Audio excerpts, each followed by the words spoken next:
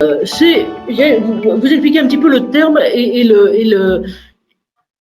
le sens de ce qu'on souhaite faire. On a appelé ce truc UX Forum.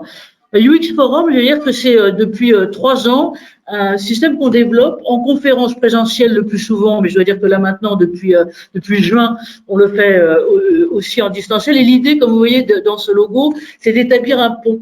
Et d'établir un pont entre les experts, les acteurs, ceux qui sont en avance et ceux qui anticipent, et puis ceux qui ont envie finalement d'aller là-dedans, toujours dans une optique UX, c'est-à-dire que c'est d'abord les utilisateurs et le terrain qui est pour nous important. Alors, on a ailleurs, et on les salue très bas, c'est très très nécessaire, mais des conférences d'experts ou des colloques d'experts et de scientifiques pointus. Notre objectif à nous, c'est de présenter à un public plus large, justement, des acteurs qui ont cette maîtrise du savoir, mais qui en même temps marchent et font avancer les choses. Et dans le cas de ce qui est notre grand problème qu'on a mis là-haut, qui est la prévention santé, peuvent montrer une démarche de façon exemplaire. Et donc, voilà les thèmes sur lesquels on fait ça. On a toujours en ligne de fond prévention santé, beaucoup de choses sur les innovations, et donc pour certains, vous avez déjà participé à nos UX Forum sur les exosquelettes, et donc on essaie de regarder les innovations qui sont en train de transformer la vie au travail et la vie tout court, et aussi la santé, donc aussi des choses sur les data, on y verra tout à l'heure.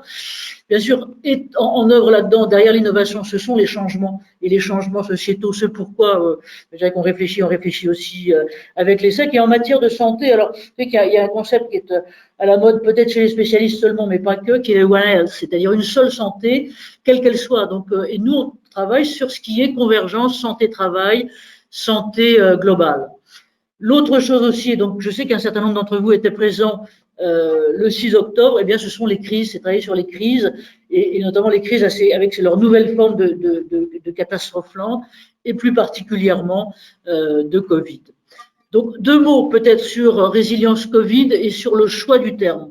Alors, résilience, avec mon cher président Jacques Bouvet, là, il faut que je précise parce que j'ai 2 Jacques, mais les 2 sont aussi de grands ingénieurs et autres, c'est que moi, je connaissais le terme pour la résilience du métal, la résilience de la métallurgie qu'on utilisait en métallurgie et en chirurgie. Alors après, le terme a été, je dirais, il y a un peu plus d'une dizaine d'années, repopularisé par Boris Cyrulnik en matière de psychologie, et notamment sur la résilience des enfants. Mais alors là maintenant, si vous regardez ça, je dirais que depuis 6 mois ou un peu plus, on a une avalanche d'utilisation du terme de résilience globalement un peu partout. Alors, d'ailleurs que là, je vous ai présenté Le Monde et Les Échos parce qu'effectivement, c'est une façon de consacrer le terme. Alors, est-ce que c'est un mot valise ou pas? Mais voilà, la résilience de la société française est devenue le grand enjeu de la période. Ça, c'était il y a quelques jours. La résilience est le nouveau mot d'ordre des dirigeants d'entreprise, que nous rappelait Jean-Marie Peretti tout à l'heure.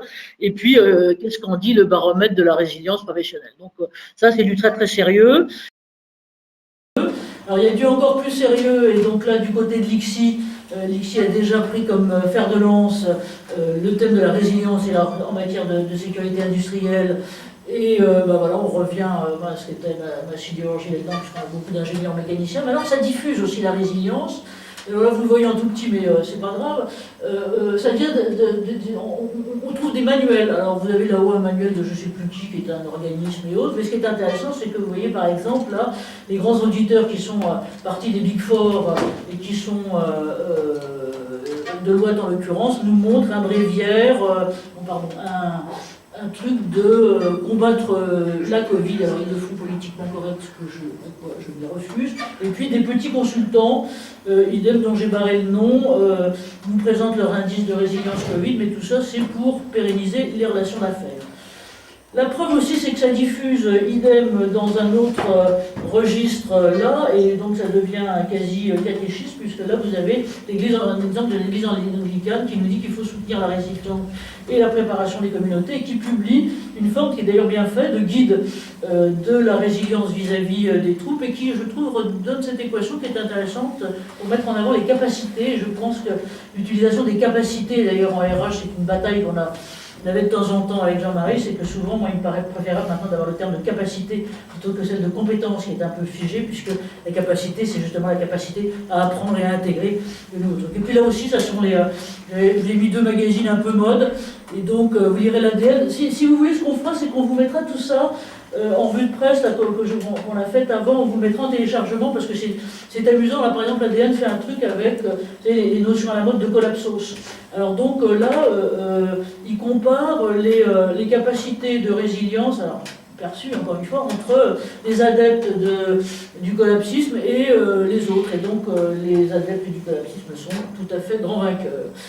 Autre chose qui est là, qui nous rapproche plus de notre domaine, c'est Uzbek Erika, et qui là fait quelque chose sur la résilience des villes et des territoires. Je dois dire que je ne sais pas si vous savez, mais en matière d'urbanisme, ce qui est à la mode depuis 4-5 ans sur les territoires, c'est les smart cities. Donc les smart cities fondées sur essentiellement l'usage des tech et des data. Et là, ils nous disent, ben non, c'est d'abord une affaire d'humain. Et là, on dit bien humain et non plus homme, encore que en français, je dis ça juste pour vous, messieurs, mais le genre masculin a le grand privilège d'être à la fois, historiquement, depuis 400 ans, à la fois neutre et masculin. Voilà. Et surtout, en matière de résilience, ce que je voulais vous montrer, là, c'est un truc qui est sorti le 23 novembre, c'est-à-dire sorti des États-Unis, la veille du discours de notre président de la République. Et donc Bloomberg, que vous connaissez peut-être de nom, Bloomberg, c'est le plus grand broker d'informations économiques et financières, donc, du nom d'un maire de New York il y a 30 ans en gros, qui a monté cette agence que tous les financiers du monde ont branché sur leur ordinateur pour ausculter les évolutions, je dirais à la fois des sociétés, mais aussi globalement des pays, et notamment les risques pays. Et là, oui, ils nous sortent un truc qui n'est pas Best Place to Work, mais qui est Best and Worst Place to Be.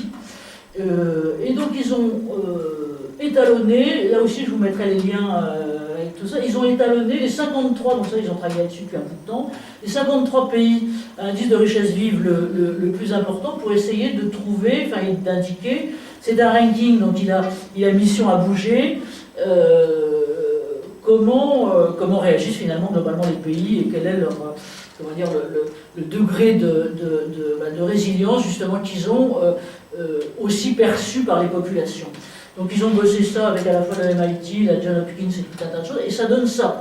Donc je vous donne, là c'est encore une fois c'est l'issue du mois de novembre, si on veut.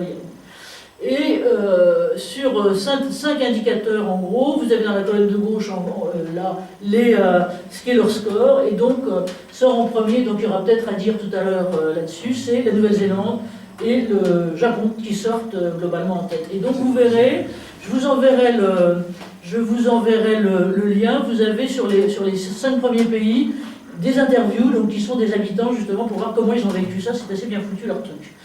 Et puis je vous donne, là c'était les 14 premiers, là ce sont les 15 derniers, alors bon, on n'osera pas plus, la France est 45e sur 53, il y a quand même le bénéfice d'avoir derrière elle la Belgique, le Pérou, l'Argentine et le Mexique. Enfin, tout ça est amené à bouger et donc pourra donc bouger. Et j'avais donc tout ça alimenté un peu notre conviction pour construire ce qu'on vient de dire là. Et l'idée, c'est d'aller vraiment dans un sens d'anticipation, mais de prévention des risques sanitaires bien sûr, mais pas que. Et voilà, donc nous, nos trucs à nous et nos mots, c'est le terrain, les territoires, les citoyens, beaucoup l'information, la question d'avoir l'information et de l'utiliser, de la sélectionner. Et puis ce terme, je sais que certains n'aiment pas, et moi je l'aime pas non plus, mais il est là et il n'a pas de traduction en français exact, c'est l'empowerment. Puisque c'est à la fois une responsabilisation, un engagement, un enrichissement d'informations, un enrichissement des capacités à agir, et donc il faudra... Alors Jean-Marie, tu me disais que dans le temps, Hervé Serriex, donc c'est plus tout jeune, mais disait l'empuissancement. C'est vrai que c'est pas très joli non plus, mais enfin pourquoi pas. Et voilà. Et donc, tout ça pour